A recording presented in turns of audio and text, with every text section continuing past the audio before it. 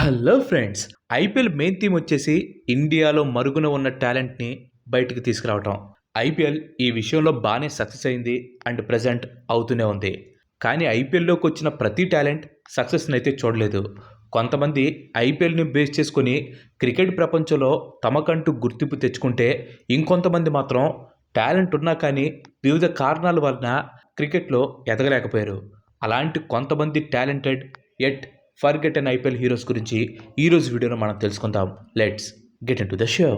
Manvinder Bisla right handed batsmen and wicket keeper అయిన Bisla Indian domestic క్రికెట్లో చాలా టీమ్స్ తరపున ఆడాడు అండ్ ఐపీఎల్లో కూడా చాలా ఫ్రాంచైజెస్ తరపున ఆడాడు. ఐపీఎల్లో డెక్కన్ చార్జర్స్, పంజాబ్ కింగ్స్ ఇంకా కేకేఆర్ తరపున ఆడిన బిస్లా పెద్దగా ఇంపాక్ట్ చూపించలేదు, కానీ ఒక మ్యాచ్లో మాత్రం పవర్ఫుల్ ఇన్నింగ్స్ ఆడాడు. ఇన్ఫ్యాక్ట్ ఆ పవర్ఫుల్ ఇన్నింగ్సే కేకేఆర్కి మొట్టమొదటి ఐపీఎల్ ట్రోఫీని అందించింది. చెన్నైతో ఫైనల్లో 190 పరుగుల భారీ టార్గెట్ని చేస్ చేస్తూ కేకేఆర్ బ్యాట్స్మెన్స్ అంతా చేతికలు పడిపోయారు. కానీ బిస్లా మాత్రం కలిస్తో కలిసి ఇన్నింగ్స్ని బుల్డ్ చేశాడు. ఆ మ్యాచ్లో తను 48 బాల్స్లో 89 పరుగులు చేసి కేకేఆర్కి మొట్టమొదటి ఐపీఎల్ ట్రోఫీని అందించాడు. చివరగా 2015లో ఆర్సీబీ తరపున బిస్లా ఐపీఎల్ ఆడటం జరిగింది. కానీ బిస్లా అంటే గుర్తొచ్చేది మాత్రం 2012 ఐపీఎల్ ఫైనల్లో ఆడిన ఇన్నింగ్సే. నెక్స్ట్ సుబ్రహ్మణ్యం బద్రీనాథ్. మీరు ట్రూ సిఎస్కే ఫ్యాన్ కనుకైతే ఈ బద్రీనాథ్ ఎవరో మీకు ఖచ్చితంగా గుర్తుండే ఉంటాడు.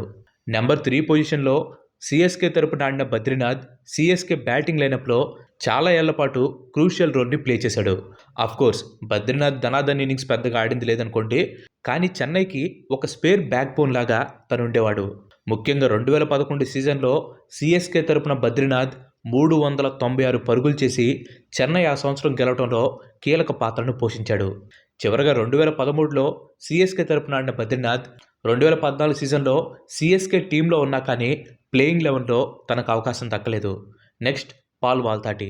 హార్డ్ కోర్ ఐపీఎల్ ఫ్యాన్స్కి మాత్రమే ఈ పాల్ వాల్తాటి ఎవరో తెలుసు. ఎందుకంటే మనోడాడింది ఒకటే ఒక బెస్ట్ ఇన్నింగ్స్. మరి ఆ ఒక్క బెస్ట్ ఇన్నింగ్స్కి ఫర్గటన్ హీరో ఎలా అయిపోతారంటారా? ఆ ఇన్నింగ్స్ చూసిన వాళ్ళకి అర్థమవుతుంది వాల్తాటి టాలెంట్ ఏంటో అని.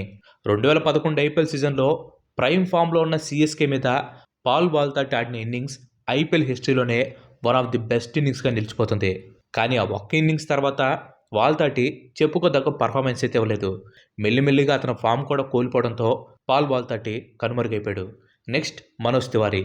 ఇంజురీస్ అలాగే హెవీ కాంపిటీషన్తో ఎఫెక్ట్ అయిన ప్లేయర్స్ లిస్ట్లో మనోజ్ తివారీ టాప్లో ఉంటాడు. డొమెస్టిక్ క్రికెట్లో బెంగాల్ తరపున ఆడిన తివారీ ఐపీఎల్లో మల్టిపుల్ ఫ్రాంచైజెస్ తరపున ఆడాడు. ఆడిన అన్ని ఫ్రాంచైజెస్ తరపున మనోజ్ బాగానే పర్ఫామ్ చేశాడు. కానీ ఇంజురీస్కి గురవటం అలాగే ఆడిన ప్రతి టీంలో అతని స్టైల్ ఆఫ్ బ్యాటింగ్ ఉండడంతో మనోజ్కి పెద్దగా గుర్తింపు అయితే రాలేదు. కానీ అతని డొమెస్టిక్ క్రికెట్ స్టాటస్ చూస్తే అతని టాలెంట్ ఏంటో అర్థమవుతుంది. మొత్తం 148 డొమెస్టిక్ మ్యాచెస్లో 47.86 యావరేజ్తో 10,195 పరుగులు చేశాడు. దీనిలో 30 సెంచరీలు, 45 హాఫ్ సెంచరీస్ కూడా ఉన్నాయి. లాస్ట్ క్రికెటర్ దగ్గరికి వెళ్లే ముందు ఇంతవరకు ఈ వీడియో చూసారంటే ఈ వీడియో మీకు నచ్చిందని అనుకుంటున్నాను. మీకు కనుక నచ్చినట్లయితే ఈ వీడియోని ఖచ్చితంగా లైక్ చేయండి.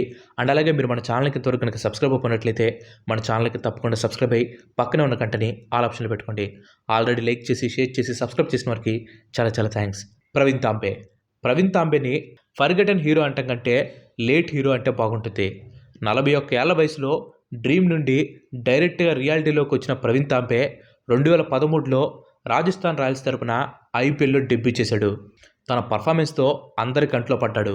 ఆ తర్వాత జరిగిన ఛాంపియన్స్ లీగ్లో 12 వికెట్లు తీసి హైయెస్ట్ వికెట్ టేకర్ కూడా అయ్యాడు. 2014 ఐపీఎల్ సీజన్లో కేకేఆర్ మీద బ్రిలియంట్ హ్యాట్రిక్ తీసి రాజస్థాన్ని గెలిపించాడు. తాంబేకున్న టాలెంట్తో క్రికెట్లో ఇంకా పైకి ఎదిగేవాడు. కానీ ఏజ్ తన వైపు లేకపోవడంతో ఐపీఎల్ నుండి కనుమరుగైపోయాడు. సో వీళ్ళు గైస్ కొంతమంది ఫర్గటెన్ ఐపీఎల్ హీరోస్. వీళ్ళు కాకుండా ఇంకా ఎవరుంటే ఖచ్చితంగా వాళ్ళ పేర్లను కింద కామెంట్ చేయండి. కుదిరితే వాళ్ళపైన కూడా పార్ట్ 2 చేద్దాం. Thanks for watching. ఈ వీడియో కనుక మీకు నచ్చినట్లయితే లైక్ చేయండి, షేర్ చేయండి. అండ్ అలాగే మన నెక్స్ట్ ఎపిసోడ్ మిస్ కావద్దు అనుకుంటే మన ఛానల్కి తప్పకుండా సబ్స్క్రైబ్ అవ్వండి. ఇంకో మంచి ఎపిసోడ్లో మళ్ళీ కలుద్దాం. Till then bye bye. Have a nice day.